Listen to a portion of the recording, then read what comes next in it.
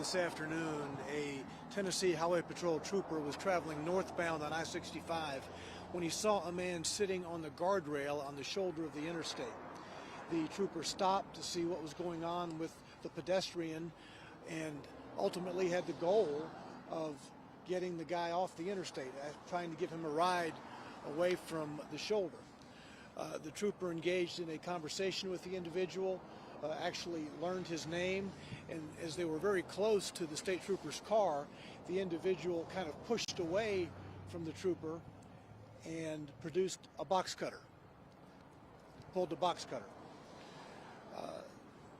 The trooper called Metro Police for assistance, and as Metro officers were coming to assist the trooper, a member of the Mount Juliet Police Department, off duty, who was traveling northbound on I-65, saw what was taking place and stopped. The trooper and the Mount Juliet officer engaged in dialogue with the man, trying to de-escalate the situation. Actually, that took place for about 30 minutes. Constant communication, talking to the individual, trying to de-escalate, trying to get him to surrender, go with them to get off the interstate. The man was holding a box cutter in his left hand. His right hand was in his pocket. Metro officers arrived after about 10 minutes or so as this dialogue continued, being led by the Mount Juliet officer. At around 2:30, some 30 minutes into it, as the officers are continuing to talk to him, suddenly he pulled his right hand out of his pocket, holding a shiny silver cylindrical object.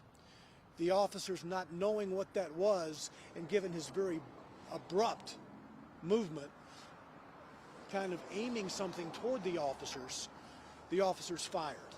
A total of 9 law enforcement personnel fired on the individual, 6 Metro Police, 2 THP, and the Mount Juliet officer.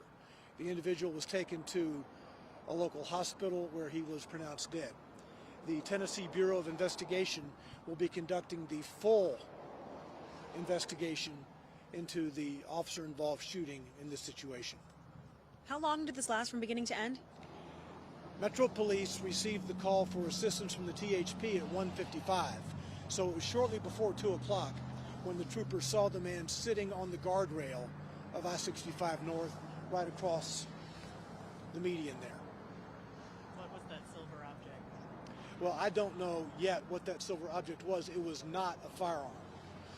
Understand that several Metro officers had formed a perimeter trying to assist. As the dialogue continued, the dialogue with the Mount Juliet officer was to de-escalate the situation, have the man understand that they wanted to help him, just get him off the interstate.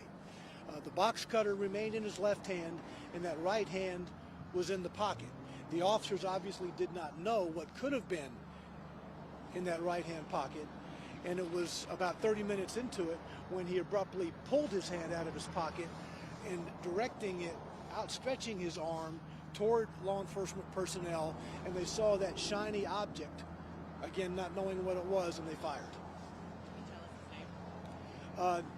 We don't have his name to release at this point, pending next of kin notification. He is a 37-year-old local individual. Is this individual known to Metro Police? Was this individual known to Metro Police or any of these agencies before today? He has been arrested in the past by Metro Police, yes. And can you speak to the fact that this took place in the middle of the interstate? There were lines of cars, of onlookers, bystanders. I imagine that that's unusual for a standoff situation. Can you just speak to that aspect of it, that several people witnessed this? Well, the circumstances of this are unusual. A man sitting on the guardrail of the interstate and a trooper stops to offer assistance. That was the reason for the law enforcement contact with the man. The state trooper wanted to help him, give him a ride off the interstate for his own safety. We all know the pedestrians on the interstate are very hazardous to both motorists and themselves. And through the conversation, I think the trooper believed that this was going to be okay. And it was the pushing away from the trooper and then the producing of the box cutter that escalated it up to a greater law enforcement response. The Mount Juliet officer who was in traffic saw some of this and went to assist. And you're right, there were a lot of people on the interstate at that time of day at 2 o'clock in the afternoon who were traveling both northbound and southbound. Northbound traffic stopped, and southbound traffic had to be stopped for a while as well. Did you guys try to taser a non-lethal weapon before firing? There was no tasers were deployed. As far as discharging, a officer did have a taser on standby, but in the situation, once the shiny metal object or the shiny cylindrical object was seen, the officers fired, again, not knowing what that was, and they were firing in defense of themselves, not knowing what potential threat could have been in that right hand as it quickly emerged out of the pocket. Our section is counting 36 shots. Is that accurate? I don't know. And in conversations with this man, was he giving any sort ideations of self-harm, anything like? I mean, do we know anything about his intention of sitting on the guard? No, the Mount Juliet officer had the bulk of the conversation with him, and he's going to be interviewed, obviously, by the TBI to get the full extent of what the context of the conversation was. I know some of our officers were unable to hear because of, obviously, all the traffic noise that you're hearing now. Does he live around here? Did he say how long he had been walking up the interstate? Or? I don't know that. I know he's a local man. I'm not sure where he was living at the moment. We'll be finding out more about him as the time goes on. Is there body camera footage of him? There is. For Metro Police, there is. Will that be released later? Yes, as we typically do. Okay? Thanks. I have Bill Miller and Tyler Chandler here of THP and Mount Juliet in case you all have any questions for me.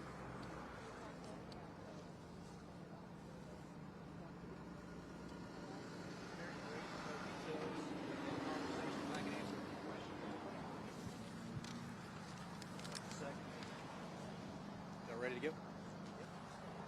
As many of you know, with what Dawn released, our police officer was off duty and traveling back to our city from Franklin with his family. He noticed the THP trooper in an altercation and immediately stopped his vehicle to help this trooper with whatever situation that trooper had. Obviously, he saw exactly what Metro Nashville released. His family in the vehicle then started to call 911, trying to get them more help with what they were dealing with in the altercation.